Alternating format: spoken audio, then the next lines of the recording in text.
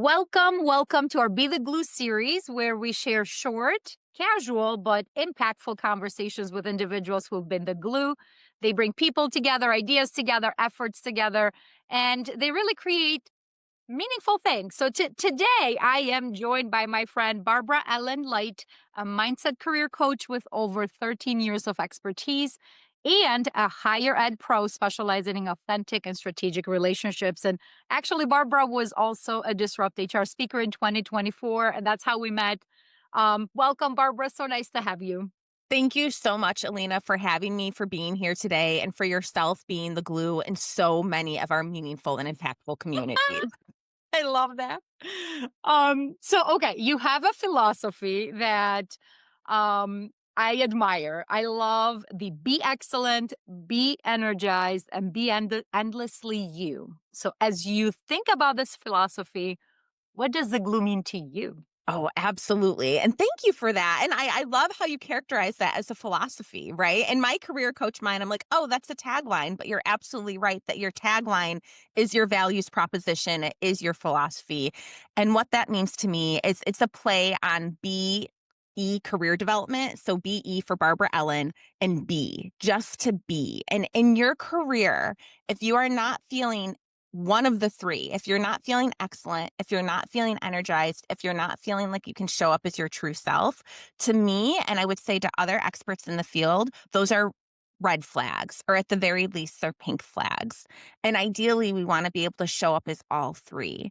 And when you are able to show up, and not 100% of the time, right? We need to be realistic here.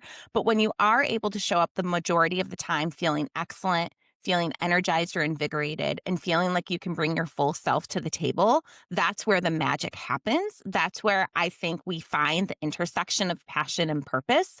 And that's where, whether you intend to or not, you most likely will inherently be the glue, so to speak, in some sort of situation because you are showing up comfortably and safely as your full self. So, how many people are feeling all these right now? Because I have a feeling that it's not that many people that are feeling excellent or energized or authentic. Bringing that authenticity. What are you seeing in the job market? What are you seeing in your coaching practice with individuals looking to expand their careers or shift their careers or maybe even enter the workplace? Yeah. Well, what I see periodically, and particularly in recent years, is a lot of people feeling drained. And yes, drained, misaligned, and at worst, and it pains me to say this because I've been there. And so if you're there too, unfortunately, you're in good company, but you are a lack of psychological safety. That's not how I feel currently. But I've definitely felt that at various times throughout my career. And from a practical level, when those things happen, scientifically, it compromises executive functioning. I mean, at a very basic molecular level, we cannot synthesize information and perform at our highest levels. Now, that's at a practical standpoint, right? That's how it affects workforce development and human resources. Mhm. But at a very personal and even soulful level, that is just a very draining, dark, depleting place to be in. And it can lead to situational depression or chronic depression and a myriad of other, I myself, I suffer from complex anxiety. I'm a wellness warrior, right? Navigating my invisible disabilities, transforming them into superpowers. And so I've been seeing more and more lately that burden people feel of the drain of being misaligned or overworked or undervalued. Yeah. Yeah. And it's an interesting job market right now. I feel like there's not a lot of entry level roles out there. People coming out of high school and college and different institutions. They might not have a lot of opportunities for entry level jobs. People are job hugging. I heard that new term. Job hugging is a new term to quiet quitting. Oh, Um, tell me more. yeah, it's, like hugging the job. I'm going to chill until I see how this plays out, how society, government, all the, I'm in such a turmoil times. So I think people are just staying put to their jobs and not even looking to like move. Companies are not hiring, or there's like, soft freezes, hard freezes, Mhm. hiring. Have you heard the phrase quiet promotion? Tell me Quiet more. promotion. So quiet promotion is when, surprise, you've been promoted, but with none of the fringe benefits. And what does Oh, that mean?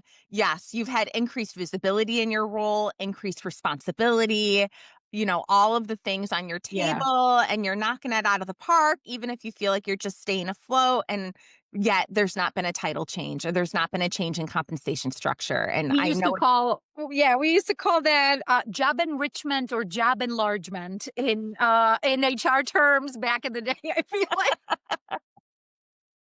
We've yeah, enriched your job, and yeah, that means you're just doing more with, same pay, same benefits, same everything. yeah, absolutely. Absolutely. So I feel like, right, we've just talked about kind of the pessimistic side of Mhm. realism. And I know that there's also another side to the coin, the more optimistic side of realism too. Because I do tell people I know I'm high energy, but I do not believe in or I do not practice toxic positivity, right? And I tell people try not to conflate or confuse high energy with being happy all the time or thinking everything's peaches and roses, because it's not the case. And, that's just my energy as part of my resilience that has helped me overcome some of the traumas in my life and some of the chronic illnesses I battle day in, day out, battling right now, even though you can't tell. But that's really the resilience of my personality. And so to look at the flip side of things, in this market, when things are chaotic and they are unpredictable, Mhm. destabilizing, you can incubate, right? You can still make moves even if they feel slow. One of my favorite quotes is from Hoda Kotb. I love Hoda Kotb so much. She's such an inspiration to me. And she says in her book, I really needed this today. She says, we tend to forget baby steps still move us forward. And so I want everyone to remember incubation. It's just like a word that has inspired me today. Incubation, maybe when we're staying more, keeping our cards close to the chest, maybe it's more of a quiet time. That's when you plant the seeds. All right. And that's when you plant the seeds of your dreams, even if you're not actively manifesting. That's when you can plant the seeds of your career that will flower and come to flourish come to fruition down the road. And so, whether incubation for you is just self care and you're just kind of in that survival mode and you're just self caring to get through day by day, that still counts and you're still doing hard work and it will still move you forward. Maybe it's networking. So you're planting seeds again for down the road. I know that that has happened in my career frequently, where networking from years and years ago starts to blossom and bloom when you need it the most. Or maybe not years ago, maybe months ago, maybe weeks ago. I would encourage people to embrace a bridge job. There is no shame in a bridge job. Bridges get us to where we want to go, they get us to where we want to be. And there's so many ways you can use this time to rest, restore, replenish, and set the stage for manifesting down the road. I love those. I love the incubation piece and the bridge jobs.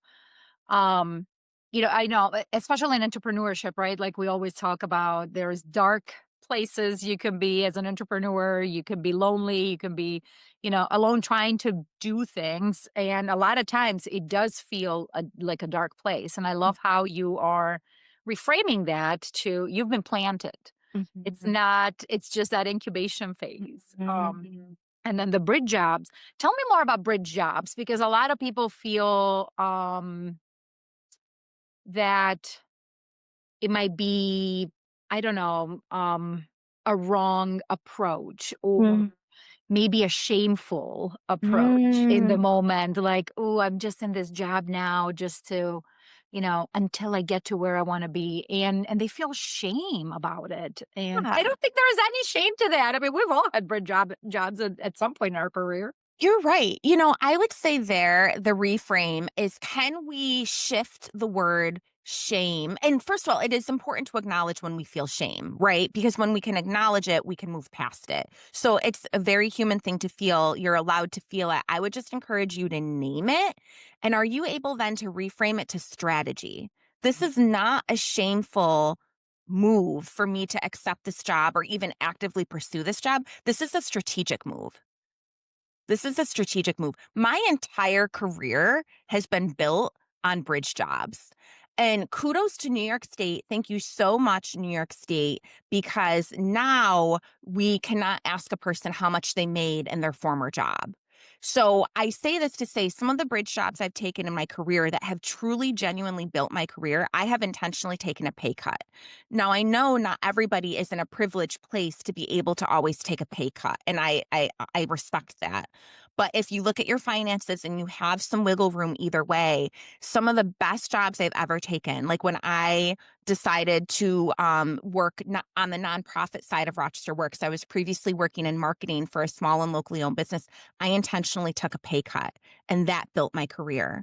And then when I started my business and I left the University of Rochester and I started my business. Obviously, I took a huge pay cut. And then when I went back into higher ed, because I missed working with students and I refused to charge students for my services, when I went back into higher ed, it was slightly lower than where I was a few years ago at U of R. And I said, I don't care. It's fine. And now I'm a director in higher ed. So I have the highest job title I've ever had. And my compensation is higher than it needs, higher than it's been because of my job title. And so we have these ebbs and flows in our careers. And if you're able in the moment, or if not in the moment, but retroactively to look at that and say that was a strategic shift, that was a strategic move. I'm gaining and gleaning so much from this, including social capital. And social capital, it doesn't have a dollar sign on it, but it turns into dollar signs down the road. I would encourage you to try to transform that shame into strategy. And there's nothing shameful about strategy. Strategy is smart and empowering. I love how you're reframing it. Actually, one of my bridge jobs that it was phenomenal and also really shifted my career significantly. And one of the best jobs I've ever had is when I left HR to go into IT. Mm. And it was at the time I had a mentor through the National Human Resource Association. They have a mentorship program. I was very early in my career. I loved HR. I loved training and development. I wanted to be, a learning and development consultant. And this role came up in IT, implementing collaboration tools. And my mentor at the time was like, "What do you have to lose? Just go do it. You could always go back to HR." And Mhm. honestly, looking back now, it was totally a strategic move. Mhm. At the time, it did not feel like a strategic move, but because of that role, I got exposure to IT strategy and tools and software developers and desktop engineers and right and network engineers and all sorts of technology related I would say projects, right, that I would not have been exposed in HR. And at the time, HR tech was not a thing. So when HR tech started to become a thing, I was like, I can translate between IT and HR. And what an awesome place to be now that I can come back to HR with all these different skill sets. Right. And we don't think of that at the time. It's years Oh, later that you look back. absolutely, absolutely. You know what I really appreciate too about my job currently at Nazareth University and previously at SUNY Empire is that both of their career centers within higher ed truly, truly value career design. And there's two theories of career development. There's multiple, but there's two theories that really, really resonate with me. One is planned happenstance, and one is career design. So, career design is the idea that our careers are not linear. They take ebbs and flows. Maybe you feel like you take two steps back, one step forward, or two steps back, five steps forward, whatever the case may be. They're not always linear. But if we can, upon reflection, find that common thread that weaves it together and that makes it make sense, then it that's empowering. And that helps to tie everything together. And for me, I'm a former teacher, forever educator, and trauma survivor turned thriver, right? So I began my career as a classroom teacher. And when I no longer could do that because I needed benefits, like I was happy to long term sub, but I couldn't. And I needed benefits because I have chronic illnesses and chronic disabilities. And I had to hard pivot. Well, guess what? I became a career coach who specializes in career pivots. So, former teacher, forever educator. So, that's career design when you can reflect and you can find the common thread, even if it didn't make sense in the moment.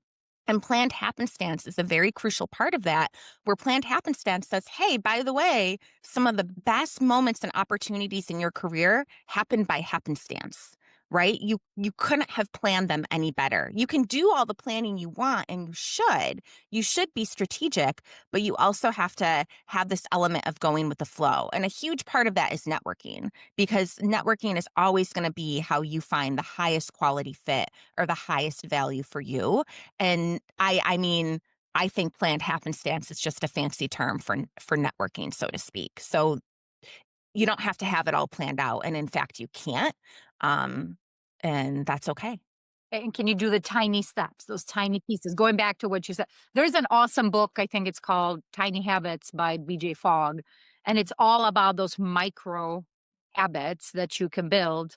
And I love it. It's very similar to what you were talking about incubation and those small steps of what do you need right now. Right. So, okay, I mean, oh my God, so many nuggets here. I don't even know where to start. And I've been taking some notes as we're talking. But so as you're thinking, or for the people who are listening, for the individuals who are feeling that drain, who are feeling this being stuck, what are maybe some pieces of advice that Mm. you would have? So, one of the most consistent, natural, strongest ways I'm the glue, so to speak, is I'm just inherently, naturally very strengths based. And so, in taking a strengths based approach, I would strongly encourage you to find time in your day, if not in your day, in your week, to give yourself some credit. Please, please, please give yourself credit for every little thing that you do. And you can give yourself credit in times of stress when you're just like, oh my gosh, I just totally biffed it. Or why can't I get it together? What is going on? Go ahead and vent your list. But if you vent 10 things that have gone poorly or that you're upset about, try to come up for 11 ways you can give yourself credit. And I'm talking about, I was resilient. I was prioritizing, I was multitasking, I was focusing, I was filtering, I was decision making, I was coordinating, I was organizing, all while cooking, cleaning, like meal planning, grocery shopping. I'm talking about give yourself credit for every little thing. So if you're going to vent 10 or 11 things that have just gone sideways, can you come up with 12 or 15 of the things that you've done? You can also think this is for my type B friends who are out there, right? I'm very type A, right? Very like make a list. That's okay if that's not how you operate, but can you make a reverse to-do list? So you've gone through your whole day and you're like, oh my gosh, how have 6 to 8 hours gone by? What the heck have I even done? I want you to literally sit there and think of every little thing you've done, and that's your reverse to-do list. That's what you've done throughout the day. So I coach on credit journaling. I have credit journal worksheets on my website. I would just 20 out of 10. And I do this literally every single day, sometimes multiple times a day. Come up with an anchor within your week, whether it's when you're excited, when you're stressed, maybe it's every Wednesday, maybe it's every Friday morning, maybe it's every other day. Come up with some sort of rhythm and routine and start giving yourself credit. It will literally rewire your default network.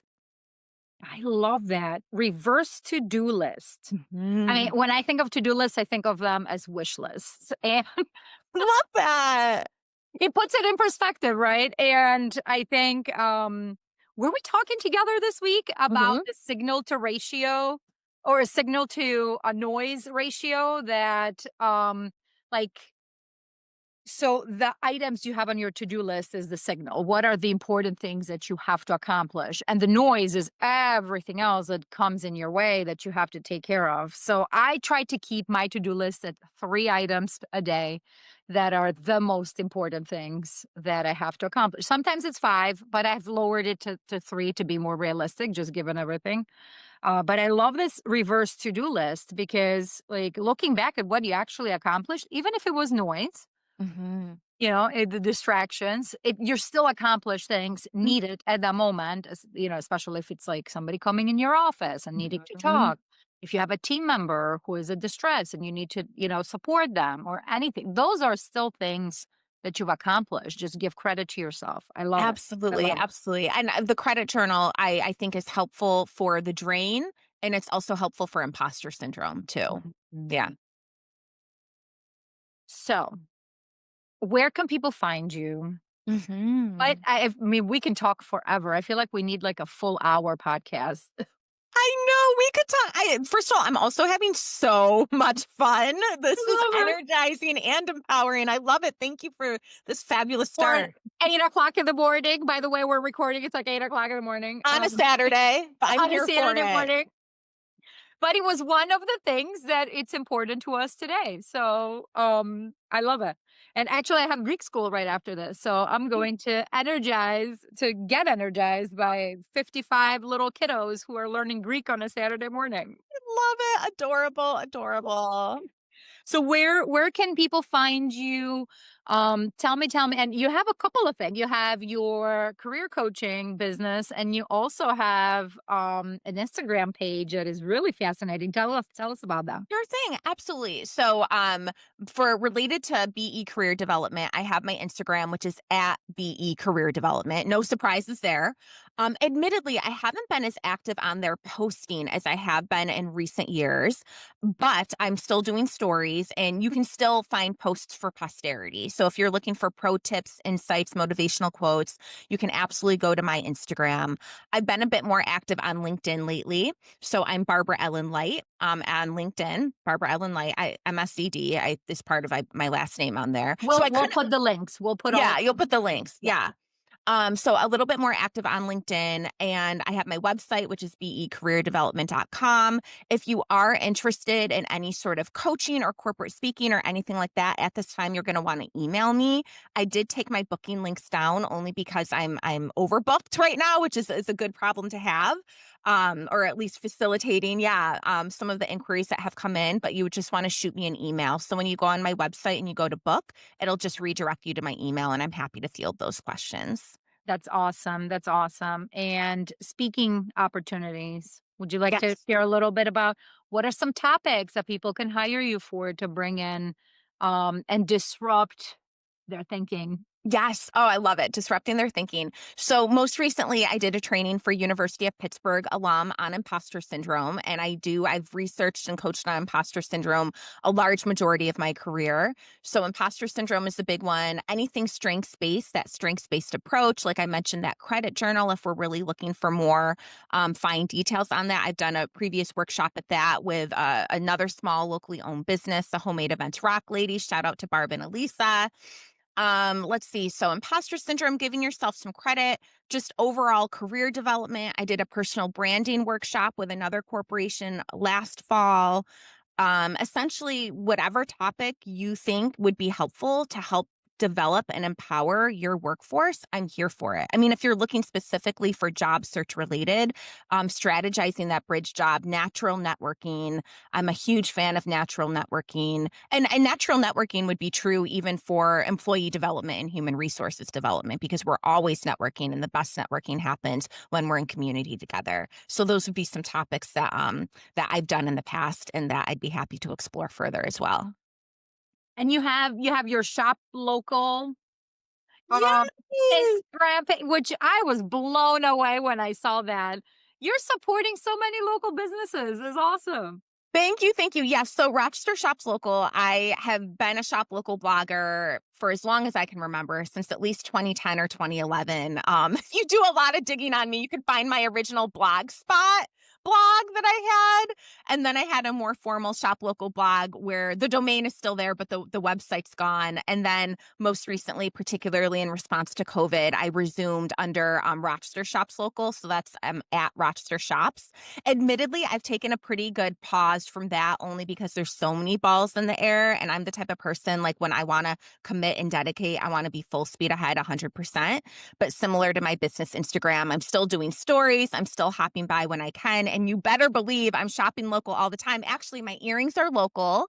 This is Jazz House Designs, so local jeweler, and my sweater is from AE Gifts and Clothing, which is out in Victor. And so I'm always shop local shopping, even if I'm not actively blogging about it. But again, you can find the best pro tips and community on there at Rochester Shops.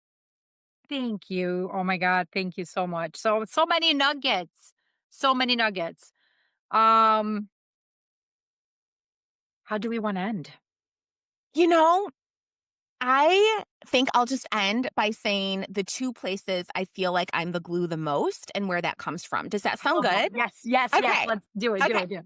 So as I mentioned, being strengths based, that's a huge part of being the glue. And I always tell people, like, I only speak truth. I'm just reflecting truth back onto you that you deserve to hear and that others see in you. So being strengths based, and I would say again, that resilience. And I often will call it like being constructive over being positive. There's nothing wrong with being positive. I just, again, don't want to get conflated into toxic positivity, but I'm a very, very constructive, resilient human. And I'll just say that again, that is for me an act of resistance because if ever I write a memoir on my life, I just ask that people believe me. I mean, you'd be probably shocked and surprised to hear some of the devastating things I've been throughout my life.